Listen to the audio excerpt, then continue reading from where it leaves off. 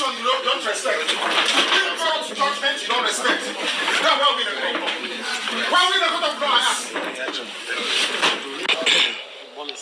Good morning. Yes, I know you attended the proceedings today. Yes, I did. Nigerians to know. Yeah. Just a summary of what happened.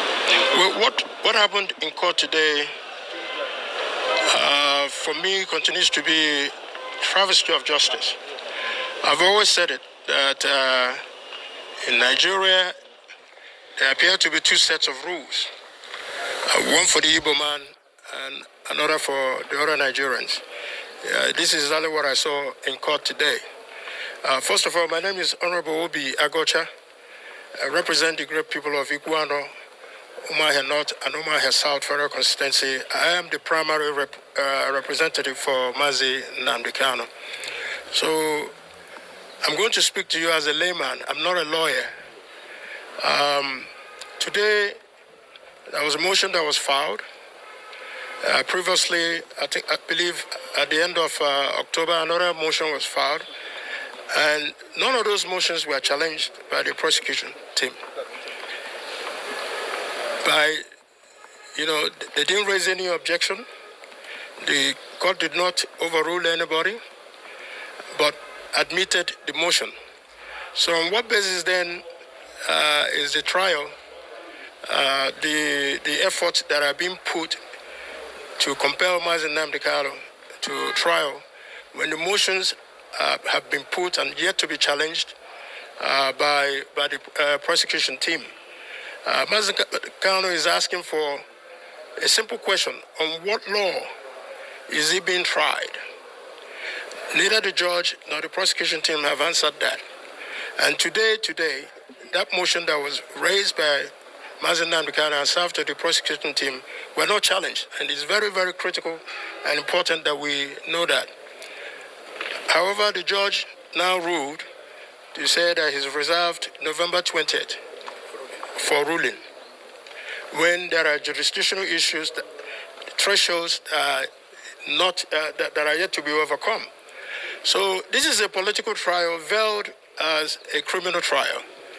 And for the stability of the Southeast and for the stability of Nigeria in a whole, to bring to end the civil war that was fought in 1967, means that the president should please look at the totality of Mazi Nnamdi trial and bring an end to this charade, a travesty of injustice, bring an end to it so that the Southeast can be peaceful again, Nigeria can be peaceful again. But if they are determined in the way they have steamrolled this process, rushing to a judgment, then like Mazi Nnamdi says, there's a God in heaven, and the injustices that have been meted to Igbos, we will not forget. We will not forget. Even if we forget, our children and our grandchildren will not forget. Because it is important that everybody notes it, especially Mr. President, that in order for him to consolidate his goodwill for 2027, start with how he handles the matter of Nnamdi Kanu. Because you cannot be there as the father of the nation and Mazi Nnamdi Kanu is being treated in the manner that he's been treated when every other person who has been charged with almost similar offenses as Mazi Nnamdi Kanu at the termination of the court has been let go. So why is Nnamdi still being held down, being punished, being subjugated? It's simply because he's an Igbo man.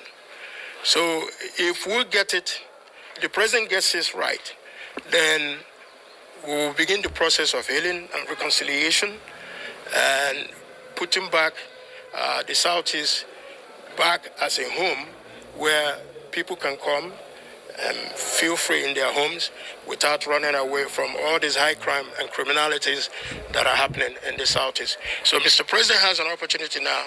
The world is looking at us, both from the persecution of Christians, from the persecution of Mazi Nnamdi Kanu, to know how we are going to, put our houses in order.